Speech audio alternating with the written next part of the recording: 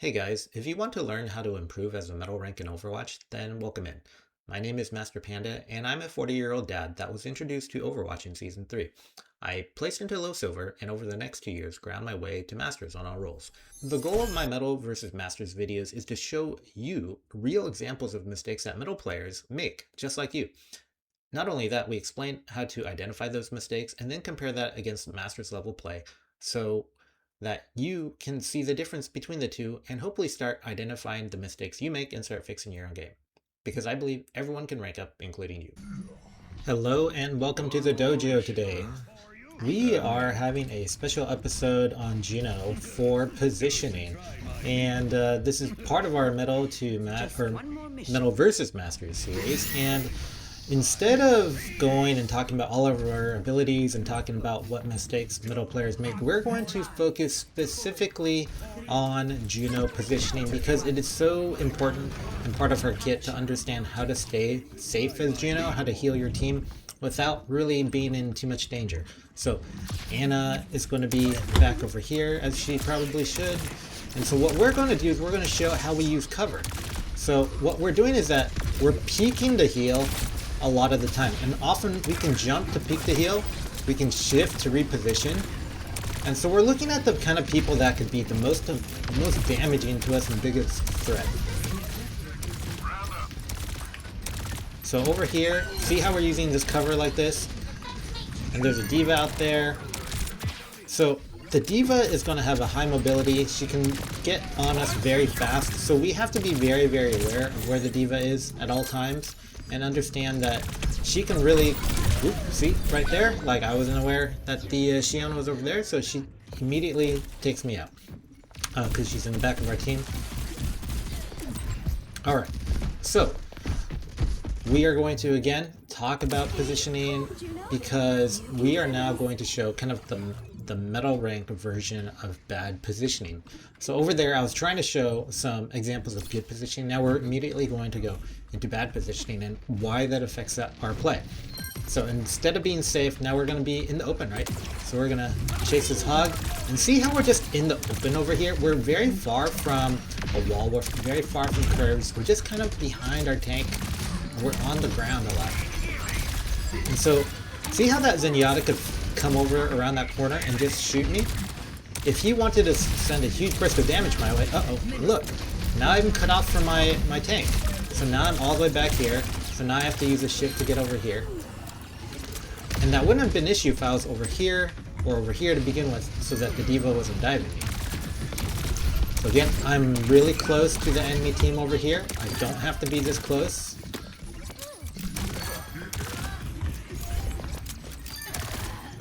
Now we are still winning these team fights simply because our hog is able to hook and damage their players quite a bit. Their Zenyatta is also getting blown up quite a bit. But watch, we're in here, too close to our tank, and what happens, right? I did not have to be that close. I could have been a lot further away. So Juno does have a fall off range. I believe it's 25 meters, maybe 30.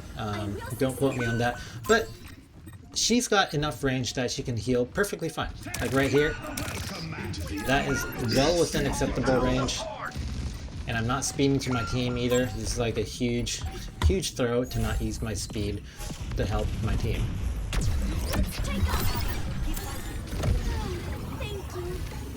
Alright, so look, I'm completely in the open over here, right? And where would be a better position for me? Right over here against the wall to the right. And what happens? I die because I took a lot of damage for no reason. A lot of supports just get too fixated on trying to heal their team, trying to heal their tank. And if you haven't noticed, I haven't used my pulsar or torpedoes at all this game, which is another huge issue. But again, we're talking about positioning more than anything. So over here, I'm running, I'm looking for my torp, right? But am I looking behind me? I'm not. I'm completely oblivious to what's going on. Gonna try to heal my tank. And watch, I just jumped down in here. I'm able to get killed by anybody. Look, all these people are looking at me. Now I need to shift out of here, and I die. Like, this is a very typical low-level support positioning because I'm just out in the open, not even thinking about the fact that other people can kill me. So if you find yourself always dying as a support, you should be really thinking, okay, how am I positioned? How many people can see me right now? And am I safe?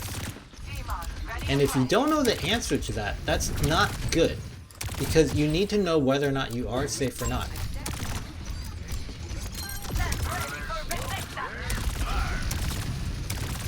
Alright, so we're going to try to save that Cassidy. We could have used our speed, we didn't. The D.Va probably has boosters that she could jump on us if she wanted to, but she's going after the tank.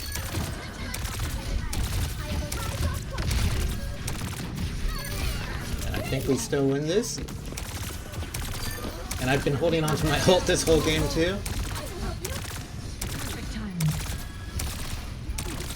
So we still win this fight, even though I'm playing incredibly poorly. I would say if I saw anybody play support like this in one of my games, I would say they are throwing the game extremely hard, because all that I'm doing is playing a heal bot mode out in the open, and just really not having a lot of impact in the game. So really my hog is kind of carrying this game over here, or maybe not my hog anymore, but my tank. And you can see that given that we are in at least even a gold game, silver 3 to gold game, that the other supports do have damage, and so I'm lacking in damage over here. So I am probably playing worse than a typical level at this point, but again, we're trying to demonstrate.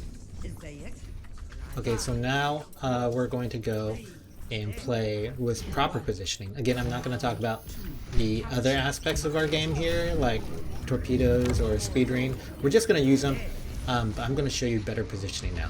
So here, we're taking a look. We're not going to share the same position with Anna. So we're going to come back over here where it's safe, right? And we know that our Vendetta's over here. So we can heal people just fine from this positioning. And we're always kind of on the lookout for where everybody is.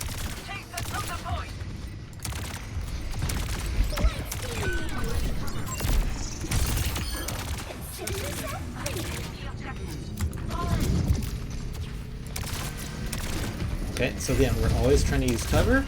Now we are healing our tank because, again, they are critical. Now our tank is backing up, so we're backing up too, right? And we want to try to make sure we're healing our tank as opposed to hitting the enemy team. Again, we're going to fall back over here. We're going to give them a speed ring to try to get them out of trouble. Now we're going to fall back a little. Again, we're under cover again. That demon can be very terrifying for us because she can jump on us immediately. We're going to speed ring our Cass out of here.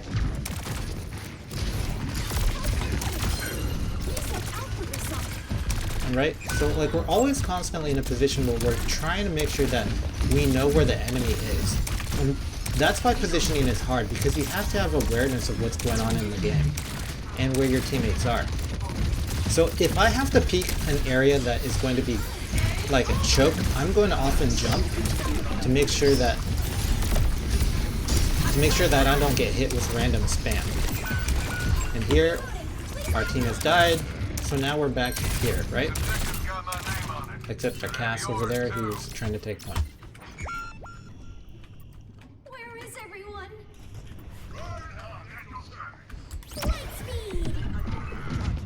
Okay, again, we're jumping this choke over here to avoid damage.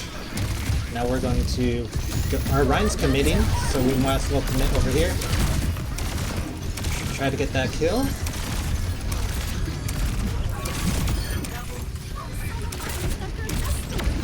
Now we know our Ryan needs speed.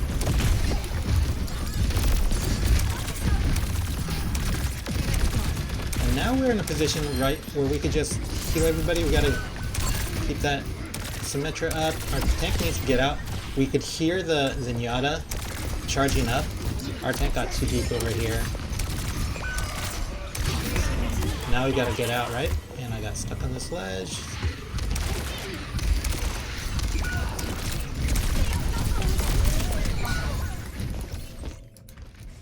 So our tank says, sorry, I overextended, and he did. But, you know, it happens. These are not high level games. People are gonna make mistakes, and you have to be okay with it. So, again, our position, see how we didn't jump over there and we took a bit of a Junkrat spam? So, always during the choke, your position wants to be that you're using your double jump to try to avoid damage. Okay, we're gonna have to help speed our Ryan here. This is not good, so we have to immediately try to figure out how to stay safe with the enemy tank over there.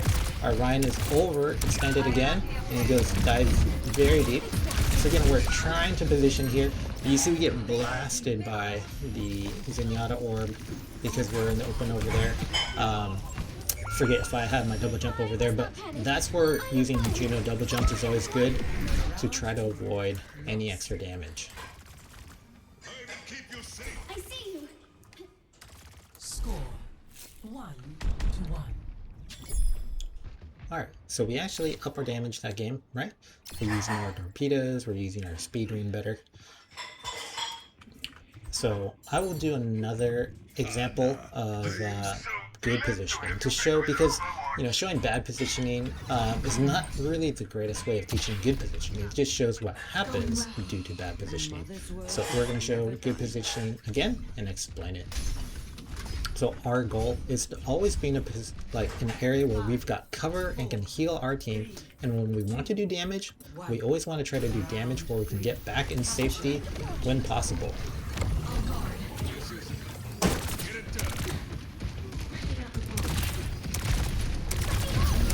So we're a little back over here. Now I don't want to peek too wide. Now we got to go back here a little bit because it's a little bit unsafe because of the demon. Now we're going to speed over here to a safer spot. Now we're on high ground here because Juno likes being high. And the reason why is because we get the most use of our blasters when we're high. See, when we are high up there, we are able to get the most amount of use out of our blasters. Our Cassidy's low, he doesn't take cover, so he ends up dying. Example of, bad positioning. Not taking a look at what our health is at. And like I said, when we're in a choke, you always want to be kind of jumping and making sure you don't take just random damage that people are throwing down main. Now that is different if they have a sniper type character or a long range hit scan that can really punish you for taking such a wide angle. Again, we're running backward over here. And so we lose that because they rush in and we don't really quite hold our position as well as we could have. And I'd say we as in our team. But we are doing generally much better in the first game than the second game.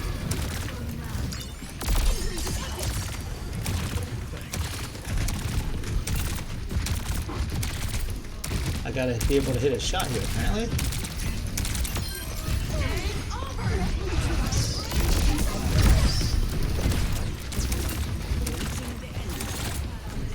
And we're walking backward a little bit because we want our DPS to be up front.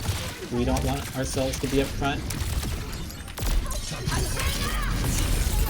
That is such a long range on that thing. I gotta get out.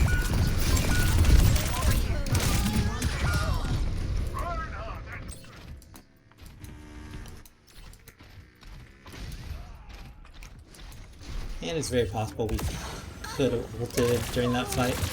But again, we really want to talk about positioning more than anything.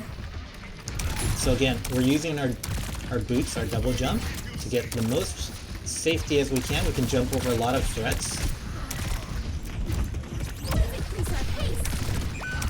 Our Cassidy's and our tank, everybody's kind of in all over the place over here. Our tank's going to lose this fight. We're going to have to save our ult for the next fight here. We know that we are at threat over here, so we're running out of danger.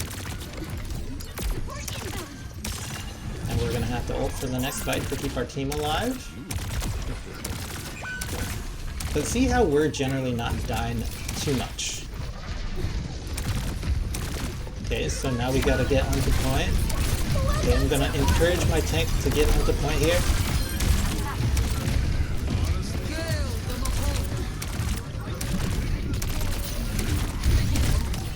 See, as we're up here, we're safe.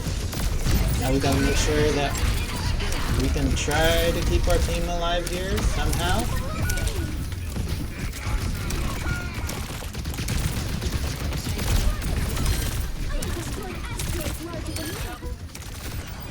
Now we're taking cover over here. We're gonna have to touch. And we don't get that touch again, but I think we die anyways. So hopefully that shows you see I have the lowest amount of deaths on the team. Not that we should use that as a true goal or barometer of how well we're doing, but the idea is that you should be able to minimize the amount of unnecessary deaths that you have by properly utilizing cover. And that's really part of positioning. So as Juno, again, the three things we really want to remember is you want to try to remain high, like get a high ground, that both avoids damage and gives you a great time to use your pulsar. 2, you want to be using your double jump. It's very valuable. 3, you just want to use cover. So hopefully that helps a lot. Hey guys, I hope that you found this video actually educational and learned something good. If you have anything else you want to know about Juno in particular, just leave feedback in the comments and let me know, and I'll be happy to try to explain it in the next video. I will be releasing a few videos every week, so if you want to keep up to date, go ahead and subscribe, and thank you for watching.